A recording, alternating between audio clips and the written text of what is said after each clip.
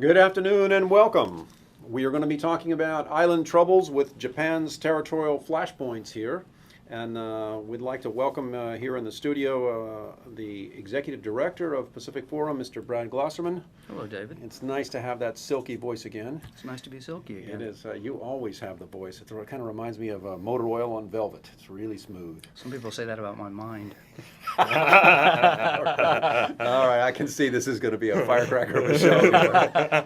Okay, and we also have a Pacific Forum fellow, Ryo Hinata. Ryo, welcome and say hello to our audience out there. Hey, g'day, how's it going? Yeah, I know, that isn't not a typical Japanese accent, and so he does that just for effect, but Yeah, I know. It gets on your toes. He's the coolest Japanese guy with an Australian accent you'll ever meet. And last but not least, Mr. Sam King. Sorry, we had a federal judge named Sam King here. I should do that. Sam Kim. That's correct. Hello, David. It's nice to have you here. This is your first radio show, right? That's correct. Okay, we'll make this the best. So for those of you in the audience, you probably recall a recent time in the news, kind of the incident of trading activists on islands off of Japan, the Senkaku Islands, otherwise known to the Chinese as the Daoyutai. Have I got that right, Brad? Daoyutai. Daoyutai, approximately correct here. And so we saw the rise of nationalism, a lot of flag waving and deportations back and forth and some angry exchanges. And so we thought Pacific Forum would like to talk about the various territorial disputes, not only with this particular set of islands, but with two others over the course of this program. We'll be talking also about the Dokdo Islands as between Japan and South Korea, as well as Kurils between Japan and Russia. So these are all territorial flashpoints that Japan is having to deal with. And I guess, Ryo, you're going to kind of give us the Japanese perspective here as we go through this program, right? Yeah, I'll do my best. Okay, and Sam, you'll give us the Korean one, correct? Will do. Okay, so Brad, let's start off with this kind of this program for our audience, kind of the background of maybe some factors that are causing this explosive tide of activism that we can see in some of these territorial areas of Japan here. What's causing this? What's going on? Well, there are, in fact, David, in addition to the three disputes that you identified between Japan, Korea, Japan, China, Japan, and Russia, there are a number of other disputes. I mean, China, if you look historically, has about 26 neighbors, I believe, and has settled virtually all of its land borders. It, however, still has a number of disputes in the maritime seas because they're much harder to demarcate. Pretty much the last couple of years, for a variety of reasons, primarily related to economic interests, but there's some strategic concerns as well.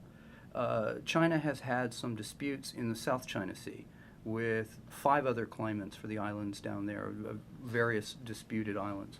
And in the last 2 years in particular, you've had a real equivalent sort of standoffs between naval forces, either coast guards or navies or fishing fleets or naval surveillance vessels or fishing surveillance vessels, whatever your particular bureaucratic entity is, right, in the South China Sea. Okay. And I'm of the opinion that because of the disputes that you've seen in the South China Sea, what you've done is raise the alertness, if you will, and raise the level of attention to these disputes. So because you've had the Chinese, for example, in the Philippines, and the Chinese and the Vietnamese facing off in the South China Sea, that you've reminded the Japanese that, or at least certainly for example, the Koreans, that they've had disputes with, or they have disputes with Japan over other islands. And so, as you see countries asserting their claims fairly, vociferously, in some parts of the world, you feel obliged to stand up and be counted as well. So you've seen a similar assertion, if you will, the beginning of the friction.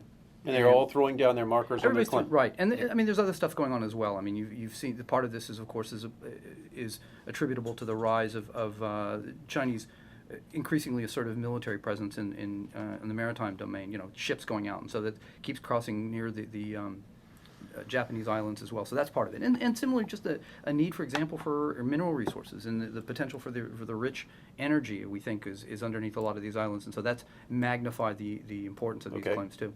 So that's number one. Okay, so that's that whole issue of just kind of these various territorial claims of Japan being linked into the other island territorial claims of South China Sea. And so Everybody's just watching each other and they're saying, well, if they should do it, why shouldn't we? Yeah, that's right. I'm throwing my marker down. That's the short answer. Okay. Second one, I think, a second reason is it's August 15th, which is the end What's of that? the anniversary of World War II.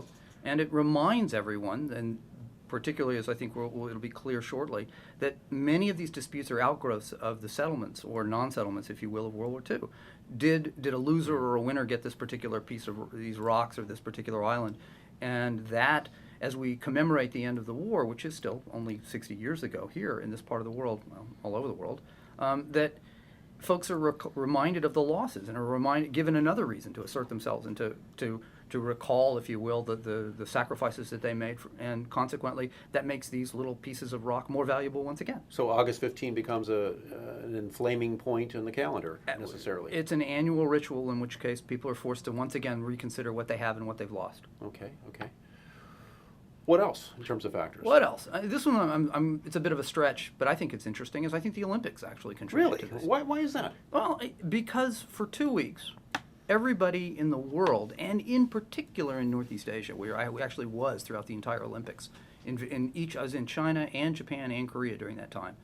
Everybody's watching. The media is absolutely captivated, and while we're watching the medal count, the disputes over who got cheated by what, and rest assured that every single one of these little couplets that we've identified, China, Japan, Korea, China, Korea, Japan, Korea, each one of them had an Olympic dispute.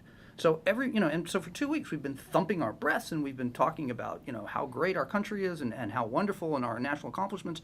And suddenly it's over and we've got this huge tide, if you will, of national sentiment, national pride. It's got to go somewhere. Okay. And what about changes coming up politically in these countries? Is that a factor, you think?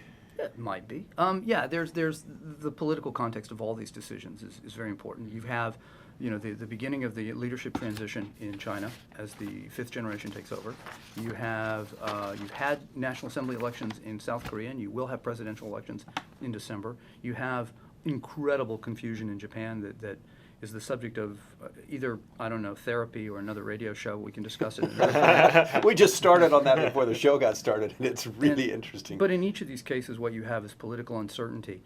And in each case, as constituencies stake out their turf, as you prepare for elections or for transitions, everybody's going to be, again, beating their chests and making the claim for being the defender of national sovereignty and integrity. Nobody is going to get points for being soft or making the case for pragmatism or compromise. So, again, it just encourages everybody to ratchet up the rhetoric. So, this is really a perfect storm for a real mess, isn't it? Yeah, pretty much. Amazing. Well, let's jump into this, and Yo, let's shoot over to you. Let's talk about the islands off of Okinawa, where we've seen the most recent trading of activists, if I can use that term, the Senkakus, otherwise known as the Daoyutai. Yeah. So what is give us a little bit about the history of the background of these islands that are claimed by both Japan and China? All right, the Senkakus, or the Daoyutai, by China. They're just little small islands off the coast of Okinawa. Southwest of Okinawa. Are they inhabited? No, not at all. They're goats. Goats. Yeah, Okay, there's a few goats and friendly little animals there. And the Senkaku Islands been explored by the Japanese through the Okinawan prefectural government since 1885. After Japan lost the war to the U.S., it became U.S. territory. Okay. Along with Okinawa, but all those islands were returned back to Japan in 1972.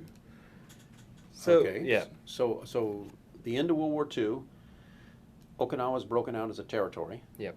And those islands are included as a part of the territory of Okinawa, and then returned to Japan in 1972. Yep. When Okinawa was returned to Japan. Yes. Yeah, that's right. Yep. And at that time, China and Taiwan didn't really object to that. They recognized that the Senkakus were part of Okinawa, and Okinawa was part of Japan. If you see what I mean, they're recognized as an official Japanese territory. The Chinese and the Taiwanese and the Hong Kong for that matter, they started making their claims only when there were questions about natural resources in that area. And that was very recent. I mean, sometime in the last 2 or 3 decades, I guess. Okay. Yeah. And so what is the Chinese public sentiment? Do you have any feel for what that is on the Chinese side? I know you do on the Japanese side. We'll get to the easy part of the question. I'll give you the hard one first. Right. Well, as the Chinese, I mean, it's just part of their anti-Japanese sentiment, I guess. And it just blew up along with all the other issues, whether it be the textbook issue or the rape of Nanking. Even some football games between Japan and China is politically charged these days. And back into the Olympics point that Brad made. Yeah, exactly. Okay. And Brad, what's your view on this? Well, I mean, first of all, we should probably have a Chinese at the table, but for those of you that, since this is a radio show, you can't see, we're all huddled around a small right. space anyway, so we really don't have room for anyone else. Although, I'm sure we get in trouble by making some suggestions. But, I mean, the fact is that the Chinese have claimed that the Diaoyu ties have been theirs for centuries, that at the time when the Japanese were making their original assertions and before that, that the kingdom of the Ryukyus, which is what Okinawa was known as, was making kowtows, if you will, both to the Chinese emperor as well as to Japan. It was splitting its interests and hedging, if you will. Let's call it a split kowtow. Well, it was a ice, hedge. it's an ice skating move, you know. Right, right. But it's a hedge essentially, and they were. That's the basis of the claim, as well as being on the maps and supposedly being occupied by Chinese fishermen and villagers for hundreds of years prior to the dates that Ryo mentioned. And what's important, I mean, is that for the Chinese today, the key factor really is territorial integrity, what they call their core interests, and they define them as Tibet, as Xinjiang, and as Taiwan. And essentially what they are is national integrity. Okay, we'll come back more with the Senkaku Islands after the break. Stay with us. Do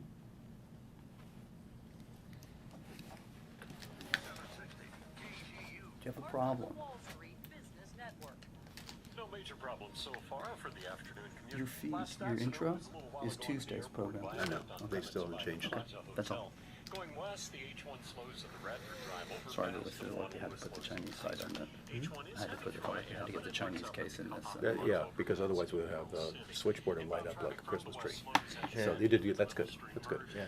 Okay, so we'll do a little bit more with Senkaku's, get a little more, give it a little more background or history, and then get into the public sentiment. There's not that much really. I Okay, mean, so is then it- let's go right to the public sentiment in Japan now. What's, Actually, well, look, do you want me to finish on the Chinese sentiment, and then I'll just shut up about that? yeah, you got more to do. Okay. Maybe give you objective view about the Japanese public sentiment. Well, You can start it off. no, I'll I just don't talk know, about the but- Chinese. Whatever. Whichever you Yeah, I prefer. just don't know where to start with the Japanese public sentiment. Okay. Well, let David ask some questions. Yeah. Goats, huh? Goats. We're fighting over goats. Friendly flora and fauna. There's a wonderful Doonesbury about the Falklands Islands years ago, where you've got these, it's like, hey, those are our rocks. Get off our rocks. No, those are our rocks. Pacific Forum CSIS is a nonprofit Okay. Strategic and International Studies in Washington, D.C. From right here in Honolulu, Pacific Forum has, since 1975, provided analysis on current and emerging political, economic, business, and security issues for leaders throughout the U.S. and Asia. Also, the Pacific Forum Young Leaders Program brings young professionals and next-generation leaders from around the U.S., Asia, and Europe together to observe and participate in high-level, multinational dialogues normally reserved for senior policy experts.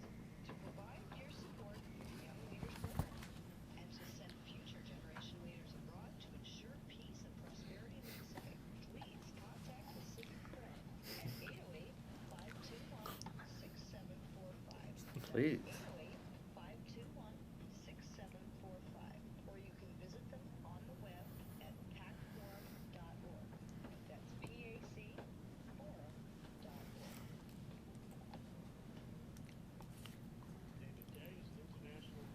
Yes.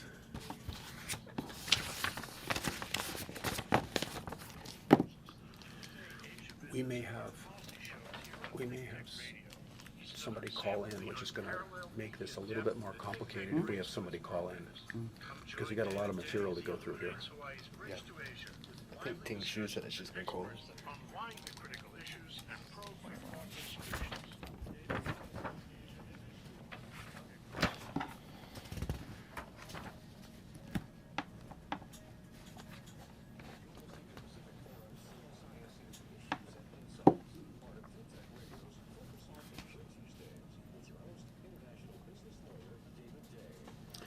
We're back, and it is Thursday. We've got to work on some changes with KGU here, but you're listening to KGU 760 AM, which is part of the Wall Street Business Network, and you can join the conversation by calling us at area code 808-296-5467. We're talking about island troubles, Japan's territorial flashpoints, and right before the break, Brad Glosserman was talking to us about and doing the best job that he could, considering we can't get anybody else in the studio here. We're packed to the gills, of trying to articulate the Chinese perspective on the dispute involving the Senkaku Islands. And Brad, did you want to wind up with some other point there? Real quickly, that it is an extremely emotional point for the Chinese, that I was in China during some of these flare-ups, that it is a powerful, powerful national sentiment, that it means a great deal. I think some people would probably say it might seem to be overinflated in its significance, but there is no mistaking the seriousness with which the vast majority of Chinese look at these islands, that they see this dispute, that they consider it a point of national pride, Okay. and are not prepared to give these islands up. So we haven't heard the end of this yet from the Chinese. That's for sure. Absolutely not. Okay, let's take that same perspective, Yo, and let's flip it over into the Japanese side now. What's the public sentiment in Japan about, or the extent of it now, vis-a-vis these islands? Well, Dave, I mean, honestly, the Japanese public weren't really aware about the problems until the last maybe 5-6 years or so. We knew that we're in some kind of dispute with the Chinese over some islands, but the average Japanese didn't really know where these islands actually were. They knew that they were somewhere near Okinawa, that's about it. Things started to boil up, around about 2005, 2006, when we started to see naval incursions by the PLA Navy and the Chinese Coast Guards and some of their government vessels into Japanese waters. And so, the Japanese started to feel, I guess, threatened in many ways. That we had these Chinese vessels coming into our own territory, and so the Senkakus was sort of pegged to that in some ways. Okay, if you know what I mean. okay. So what today, if you and I were to travel around Japan, what's the extent of the public sentiment vis-a-vis these islands now? Is it a very emotional issue like Brad has described for the Chinese? Same? Well, I'm not sure if it's the same nature, but it's definitely an emotional issue. It's more about, I guess Japan's position is more defensive rather than offensive like the Chinese. Especially in September 2010, was it? When the Chinese fishing boat rammed the Japanese Coast Guard vessel. Right. That really sparked things up in Japan. Right now, things just gone to ridiculous levels where the Chinese are threatening the lives of Japanese, Coast Guard men and women in Coast Guard and the Japanese Navy, for that matter. Do you think that this issue over the Senkakus is do we see more nationalism over this particular challenge or problem than other issues in Japan? Is this kind of the tip of the spear that leads everything in Japan in terms of brute nationalism? I guess it is one sort of vehicle for Japanese nationalism. I mean, obviously there's a myriad of other problems that Japan sort of faces, and the Japanese frustration is sort of pointing towards each direction, if you know what I mean. Okay, let me try one other question here with you. Right. Do you see any movement in Japan in terms of an effort to secure or defend these islands? Changes in the military, for instance, or anything like that happening? Yeah, actually, the Japanese self-defense force is moving towards what they're calling dynamic defense. Dynamic defense. What does that mean? Dynamic defense is more about increasing mobilization capabilities, speed and response, towards crisis in certain areas of Japan, and the focus is now sort of turning towards the southwestern regions of Japan, whereas before it was in northern areas, up in Hokkaido. Okay. So does this mean that the Japanese self-defense forces are now looking at some type of amphibious marine-like, U.S. marine-like fast expeditionary force capability? Close. I mean, the Japanese self-defense force doesn't have a branch like the U.S. Marine Corps, but the Japanese ground self-defense force is increasing. What we like to call the amphibious capabilities. That is, landing on islands and defending Right. them from Okay. any invasions by enemy forces. Today, do they have that capability? I wouldn't say it's complete, but it's moving towards developing that. Okay, Yeah. okay. We'll come back to you in a moment because you're Right going to, on. throughout the rest of this program, we're going to be leaning on you to give us the Japanese perspective because we're looking at territorial disputes. And so, Sam Kim, let's go over to you. We're up in between South Korea and Japan now, and we want to focus a little bit on the Dokdo Islands, otherwise known as Takashima, Takashima, or also the Liancourt Rocks. Liancourt Rocks. Or Okay. the islands. Okay. whichever you like. So these particular islands are, unlike the Senkaku's way to the south off Okinawa, these are inhabited islands, are they not? That's correct. And who administers these islands? Currently, the way it goes is that Korea has their Coast Guardsmen on the island, about 30 plus, and also a couple as a resident of the island as well. It's also divided into two east and west islands. There's a couple, mean A married couple. Okay. Mhm. And so are they residents of South Korea? Or? Residents of South Korea that live on Dokdo. Okay. But Dokdo is claimed by Japan, yes? They claim it as well. Okay. All right. All right. So we're going to have Down some... boy. Okay. All right, all right. We're going to get a little friction in the studio here, just as long as you guys don't start throwing anything. All right. But Sam, give us now a little bit of background on this dispute, or the claims back and forth here on the Dokdo Islands. Okay, I'm going to take a chronological approach because as far as we know, there are no legal claims for either country, first off. Okay. And so both countries claim historical evidence to start the premise. Now, Korea's official position, is that at one point, Dokdo was part of the Kingdom of Korea. Okay. And they have historical written claims going back to 512 AD And probably some maps too. and maps to go along with that. Okay. Up until, if we fast forward into the 20th century, specifically 1905, that's when Japan claimed it as part of their Cinema Prefecture of Japan and claimed it as part of theirs. But officially in 1910, when Korea was annexed, or some would say colonized, that's when things changed and the lines were blurred, borders were blurred between Japan and Korea. Okay. In terms of, and then until I would say the 1945, once Japan left the occupation of Korea, it then was handed back to Korea temporarily, and then the Korean War happened, and then to the Allied powers. And but as far as we know, Sigmund Rhee later claimed it unilaterally, and he claimed that Dokdo was part of Korea, South Korea at least. Okay, and so let's talk a little bit about recent events that caused a little flare-up there. What happened? And that was this year, I believe, right? Oh, this year, definitely. President Lee Myung-bak made a visit to Dokdo. Now, according to sources, that was prepared 3 years in advance. So it was during his lame duck presidency that he would have nothing to lose, at least as far as we know, to go visit the islands. Okay, and the point is to just show the flag? It would definitely be more than that. Again, maybe it's going back to what Brad said, but maybe it's a moment in time where not only is China rising up, or Korea sees it as an opportunity as well, and Russia, to provoke Japan. And maybe they think that Japan is kind of maybe waning in its power at this moment, and so taking a stab at Japan at this time of territorial disputes. Okay, well, let's jump into the issue of public sentiment in South Korea now. What if we were to take the temperature there, what's the extent of the emotional connection with these islands now? One example I can give you, it even goes back to the Korean soccer players in the 2012 London Olympics.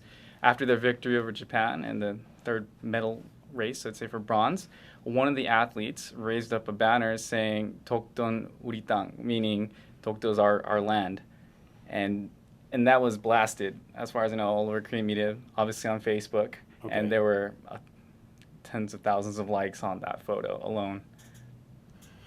Okay, so let's go with you now. What's the Japanese perspective or view as to these particular islands, Dokdo, Takashima?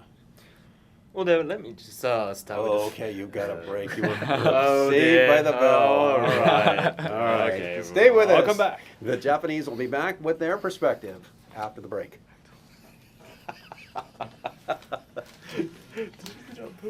What? Was that on purpose? That's it. You lose the islands. That's what you're calling. You just lost your island.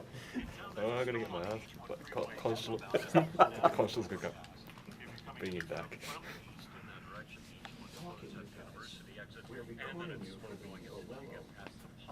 Oh. Going west from town, the H1 is now backed up to the airport on ramp on the viaduct. Juan Lewis from South Well, Garden. what should we talk about? No problems to the westward side. Well, Yeah, this is it. Yeah, hey, Leah.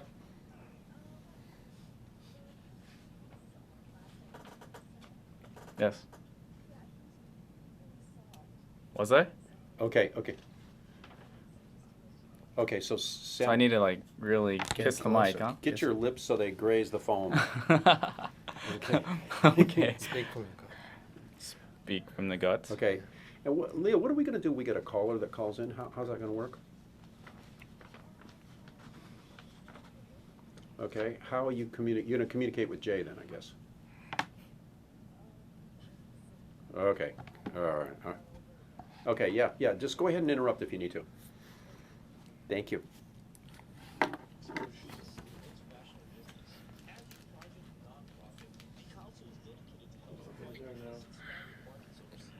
Check out their website at HawaiiExportSupport.com. Asian Review is also sponsored by Hawaii Air Cargo, your Kama'aina freight forwarder, providing daily air cargo service to the mainland United States, Guam, Japan, Korea, and other markets. Check them out at HawaiiAirCargo.com or call them at 836-1936. That's 836-1936.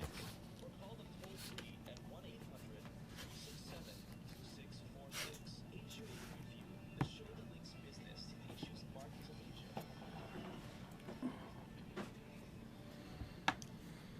ThinkTech Radio is sponsored by the Hawaii Academy of Science, supporting science and education in Hawaii since 1925. For half a century, the Hawaii Academy of Science has run the Hawaii State Science and Engineering Fair, an annual competition that encourages over 7,000 middle and high school students from across the state in both So we public want and to private schools to finish up with science. Dokdo and jump in Nonprofit a little bit academy about Northern Islands. Northern Islands, science and Cook Isles. sustainability and And then we science got to cafe. get, For more information about the Hawaii because we just Academy have, of Science, visit Hawaii.edu we're in the third segment of this and now. search for Okay. Academy of So Science. we want to save plenty of time for wrap up.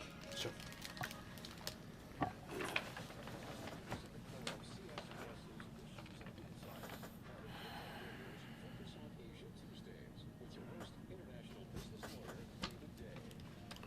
We are back, and you can join the conversation by calling us at area code 808-296-5467. You're listening to the Wall Street Business Network, KGU 760 AM, and we're talking about Japan's territorial flashpoints, and at the moment we're in the middle of the conversation as between our colleagues in the studio here representing Japan and Korea respectively, talking about the Dokdo Islands as between South Korea and Japan. And so, Yo, we'll go over to you. We were going to get the Japanese perspective in terms of public sentiment having to do with this particular group of islands. Yeah, thanks, Dave. So Takeshima, or well, known as Dokdo in Korea, I'll make my point clear. These islands have been recognized by the Japanese. Well, it was sort of shogunate at the time, back in 17th century. It was used as a docking point for merchant ships and fishing ships, and there were even sea lions on these islands. Okay. Japanese okay. sea lions, right? Yeah, sea lions. Sea lions in Takeshima and goats in Senkakus. And Takeshima came under the jurisdiction of the Shimane prefectural government in 1905. So, I mean, there is a legal element to Japan's claims. and we, all this comes back to the war, really. After 1945, the Korean interpretation is that, we have to return these islands back to Korea. But in fact, these islands weren't really included in San Francisco Peace Treaty in 1951, so they remain as Japanese territory. So, David, you're the actual lawyer. I mean, Yeah. that in the absence of explicit reference to a particular item in a legal disposition, that any contract, the question becomes, if it's not explicitly referred to, does that mean it's excluded or it's included in the conversation?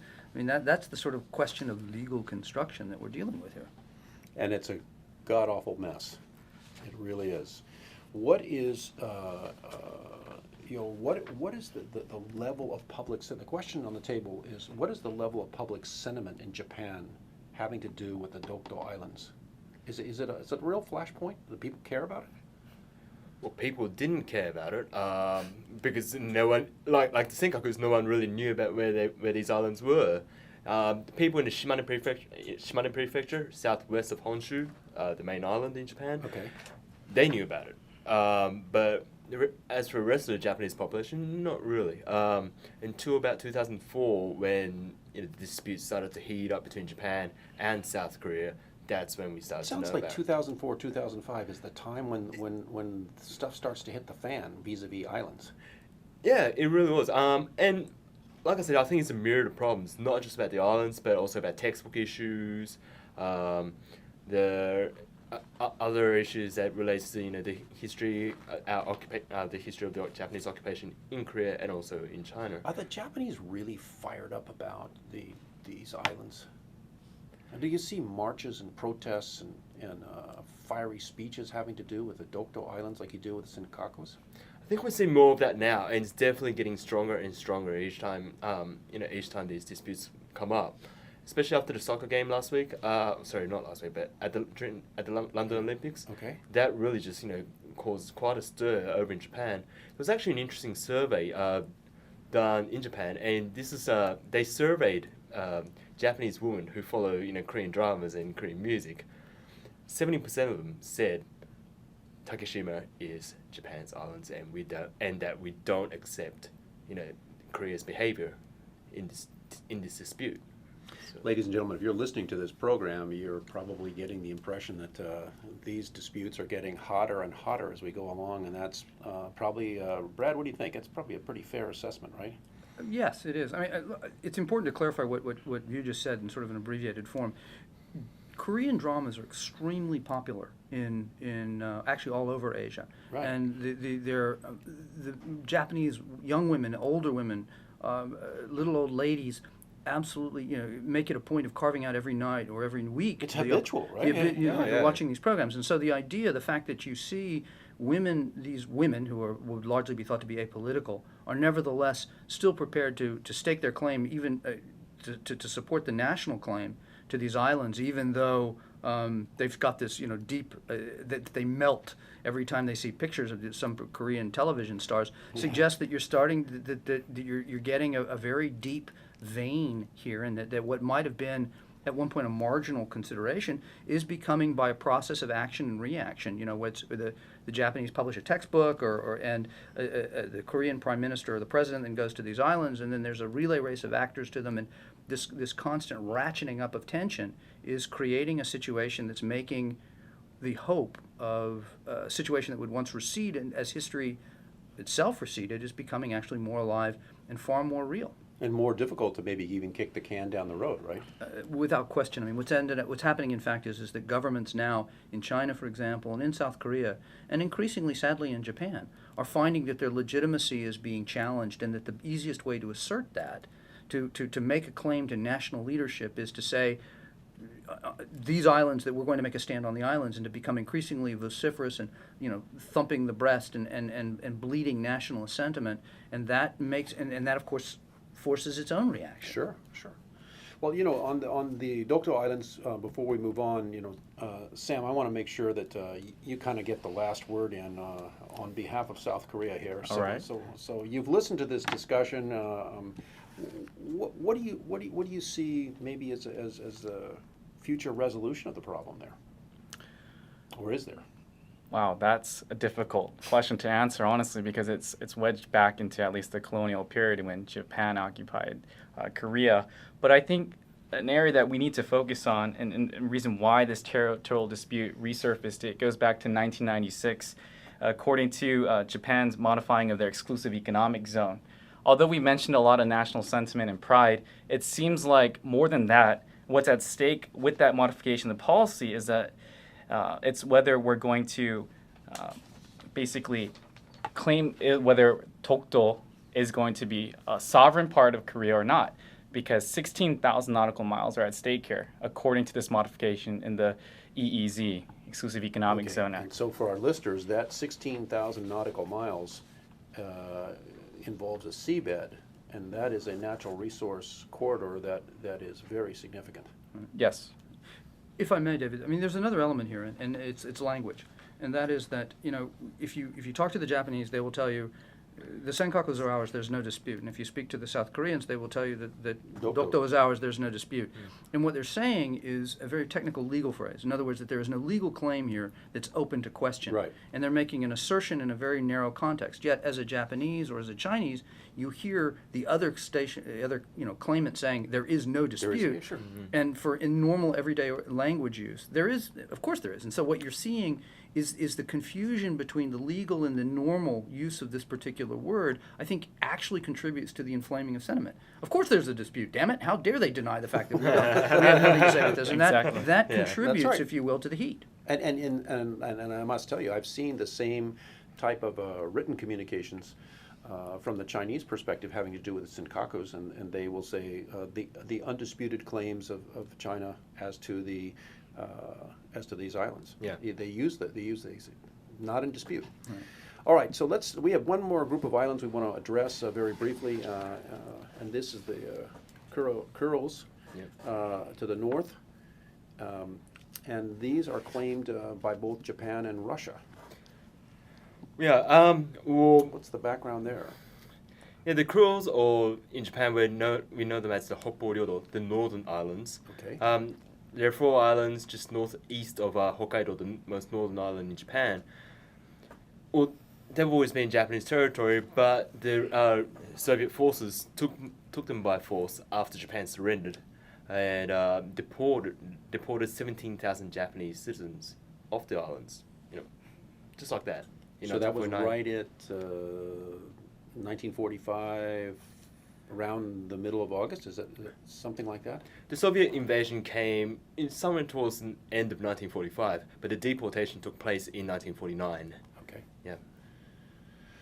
And what about, let's talk about the significance of that disputed area in terms of Japanese public sentiment. What is that all about? Is same situation as before?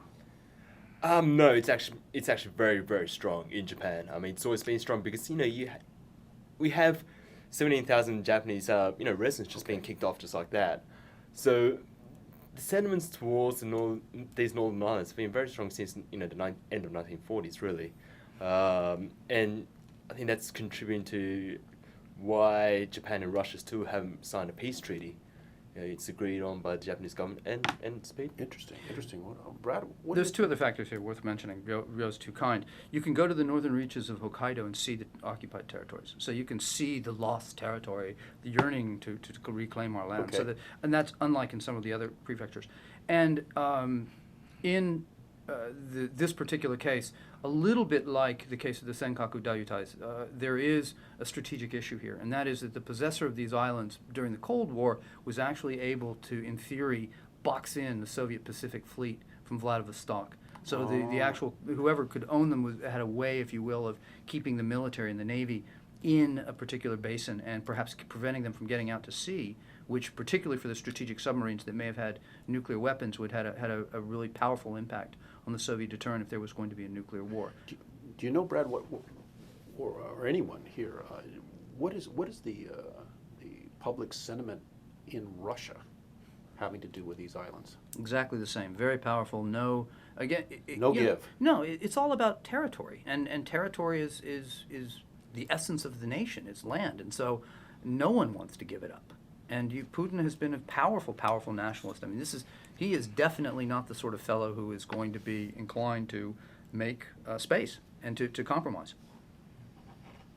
I mean, even if you bring it down one level, if you're the resident in Northern Islands, a Russian resident, would you, how would you feel if, they say, if one day, it becomes Japanese territory again? They wouldn't be too happy. So, I guess the emotions over there are going to be, pretty damn strong as well. Over the course of this program, we've talked about these 3 different areas of territorial claims or flashpoints that Japan faces, and based on the discussion that we've heard here, it looks like the national sentiment with all parties concerned continues to grow and to get stronger. And I guess there are other claims and disputes, Sam, between China and South Korea. Is that correct? That's correct.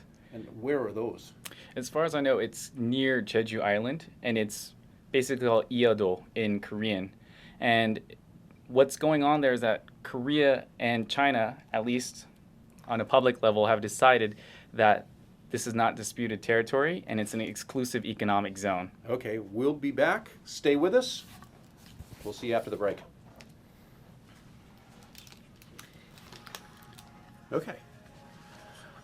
Well, one of the problems that we actually face here is the complexities of It's these unbelievable. issues. I mean, and you can, if you trace, for example, to talk just about the Northern Territories, Right. you'll find that there have been in 1954, interestingly enough, there was almost a deal between the Russians and the Japanese on a disposition, which the Japanese would have gotten 2 of the islands back.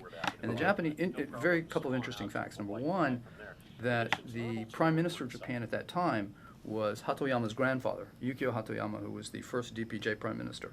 I was convinced, in fact, that when Hatoyama was going to take office, that he would make this one of the key planks of his administration to sort of revive Grandpa's legacy. Yeah. Okay. Which didn't happen because he ended up being just a sort of a crazy man on so many other levels. But ultimately, what ended up happening is John Foster Dulles torpedoed the arrangement, specifically told the Japanese, "You will not sign this peace treaty."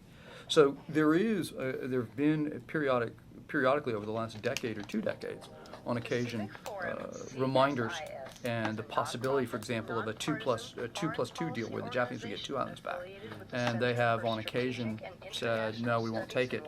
And so there's been some give and some take. So there's a great deal of complexity that actually accompanies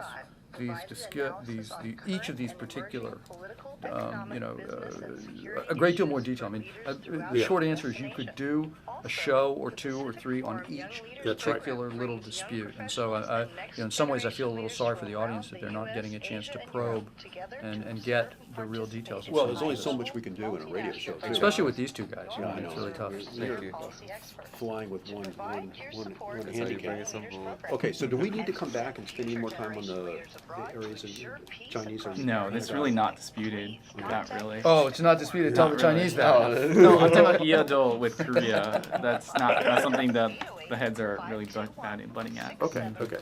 So then we ought to get into the kind of a wrap-up discussion between the group of us in terms of where is this all going, and In the U.S. role. and the U.S. role in this. Yeah. Show some leadership. Whoa. Pacific Forum CSIS's issues and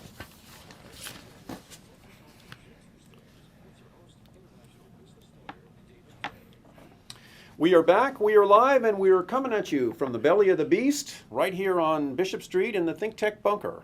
And we're talking about island troubles, Japan's territorial flashpoints, with Mr. Brad Glosserman, the Executive Director of Pacific Forum CSIS, and 2 astounding Pacific Forum fellows, Ryo Hinata and Sam Kim. And we're going to do a shout out to Ms. Leah Rodriguez there at KGU, who is responsible for putting on the ThinkTech shows and making them happen. And so if you're intimidated to call in with this high intellectual group of guests we've got, call in and talk to Leah and tell her what a great job she's doing, because she deserves a lot there, and we think highly of Leah there. So Thank you, Leah. Thank you. Thank you. and Leah, there's a great sense of comfort knowing that you're sitting behind the glass wall there, and when somebody calls in, if they don't have a good question, you don't put them on. So thank you. Right. All right. At the break, we were talking about kind of the final disputed piece that we wanted to emphasize in this high-speed program here, and that was the disputed islands as between South Korea and China. And Sam, anything more on that? We're all set. Pretty Nothing, much? nothing to add to that. Okay. Okay. Let's talk a little bit about the big picture now. These various areas of territorial disputes that Japan faces. What does this do for the U.S. role in the region? Brad, what's your reaction to that? Makes it much harder.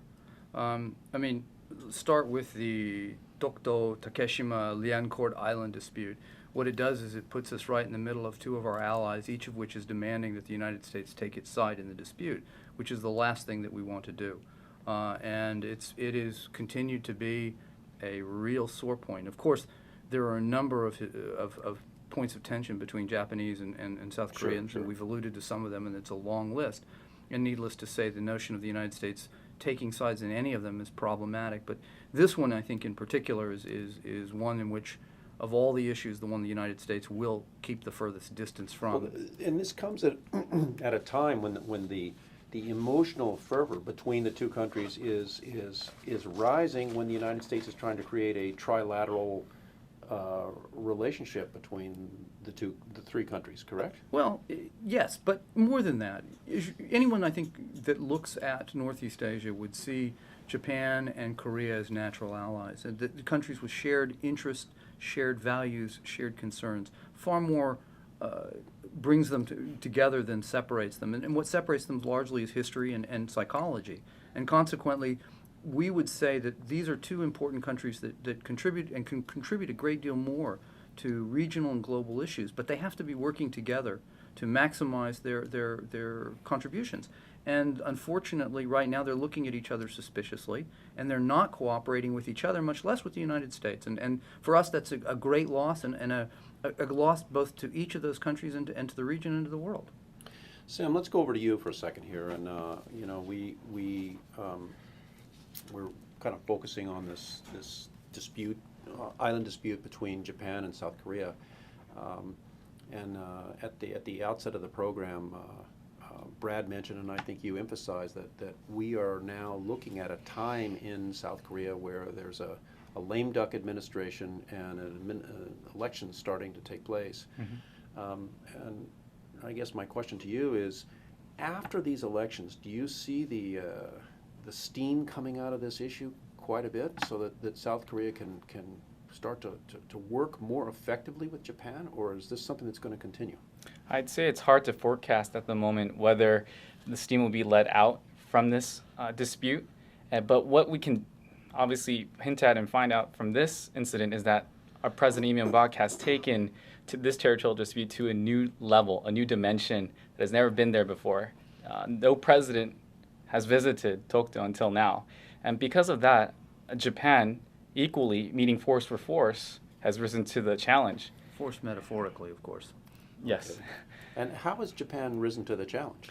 Whether it's Prime Minister Noda writing a personal letter calling Takashima and telling President Myung-bak as to why did you do that, and raising that issue, and then Korea then returning that letter back without Unopened? a response. Unopened, yes. You can obviously see that the tension between the two countries is not good. Wow. Mm-hmm. Yo, what about on your side? What do you see? Japan has a lot of interests in working with South Korea on all kinds of fronts. Definitely, yeah. And I mean, is this issue of the Dokdo Islands, is this going to be kind of a bone that sticks in the throat permanently? Well, it's hard to be optimistic, with these immature exchanges going on between Japan and South Korea. Is that a yes? Yeah. I mean, the islands isn't, and I mean that's not the only issue right now.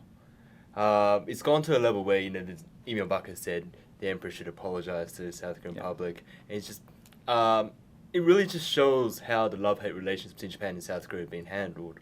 Well, we haven't since talked about 1945. the love side of the relationship. We've been focusing on the hate side, I think, in this program. I mean, is there a love side? I'm curious. Yeah, there's always a love side. I mean, well, there's Brad always been a pointed love out side. that was the Korean television programs. Yeah. I mean, Do you mind if I chime in? yeah, sure. Well, if As there's long as a you don't hit him, yeah. well, if there's a love side to this in some ways, I mean, we're saying there's a huge dispute over Tokto Takashima. In 1999, they both agreed on a fishery zone that they equally share, and that's something that's not highlighted oftentimes in the news today.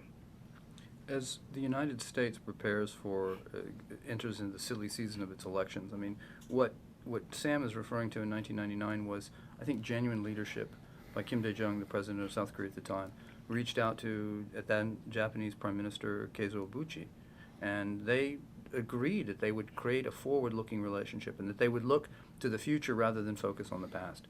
And the problem, and so the key word here is leadership. And what we need to see are top officials in each country that are not prepared to pander to lowest common denominator politics, and try to look forward to recognize, to build upon, and to realize the country's national interest. I mean, I would say Ryo here is focusing in his work on Pacific Forum precisely on Korea-Japan relations. He's lived in Korea, speaks the language fluently. I mean, we need more people like him. When I speak to my friends in the Japanese military, one of my general friends tells me one of his proudest accomplishments is the fact that He knows Ryo? well, no, that He should know me now. they had well, he will now. They had a Korean fellow who married one of the Japanese soldiers, and consequently, and I think it was the Korean was a man and the Japanese was a woman. So he was saying that this is one way that they're disarming Japan one person at a time. But Oh, wow. But the point was precisely that this is the sort of, we need the interpersonal relationships that force the two publics to deal with each other and appreciate each other and the similarities. But it takes leadership from the top to, avoid the cheap and easy shots that permit them to play to the nasty public sentiment. It's easy, but it's wrong. Okay, and so would your answer or comment be the same if we flip the focus down to the south now and looked at the Senkakus as between China and Japan? Yes, it's the same answer, and I mean, someone like Deng Xiaoping gave you precisely that answer. What troubles me, though, David, quite frankly, is that we're seeing the exact opposite now. What we're seeing instead, rather than the idea that as history recedes that we will be more deeply integrating our societies and our countries, is that in fact what you're seeing is the institutionalization of historical grievances and in educational policies, so that generations now that are growing up that should have less of a memory and Should fade, right? It should, and it's not, because the governments are putting it in their textbooks and they're making it an issue and they're stoking the fires, and it's the exact. That's why if I'm getting a little more pessimistic as time goes by, quite frankly. Yo, pessimistic? He's just a happy guy. Yeah, I'm just a happy guy. Well, it's hard to be optimistic right now with all this problem. But Japan and Korea, they're two close countries, both geographically and even culturally in some ways. So we do need to work towards some kind of close relationship. Okay. Sam, what do you think? I'm realistic in a sense that I'm sure this will cool down, and they're going to have to learn to hate each other less, to some degree, to cooperate, to get to that point of cooperation, where that means, and to work hopefully together, especially in the face of North Korea, who's probably snickering right now. I mean, it's interesting. Pacific Forum has worked on this project for 15, 20 years and worked with the predecessors of both of these gentlemen. And we've made progress, and we've seen it, both the tides ebb and flow. The problem is that it's an ongoing process, and we have to continue to push them to work together and to try to do what they can. It's not, it's a lot of work, and it's unfortunate, but the U.S. role in this, we can't solve this. All we can do is create the conditions that allow them to work this out themselves. Interesting. Yo, last comment. Yeah, if you look at the military aspects, Japan and Korea have a lot to share in terms of intelligence, logistics, and all that. So, Japan and Korea does need each other in terms of security, national security or regional security. Well, it's about all the time that we're going to have for today, and I want to thank our guests here.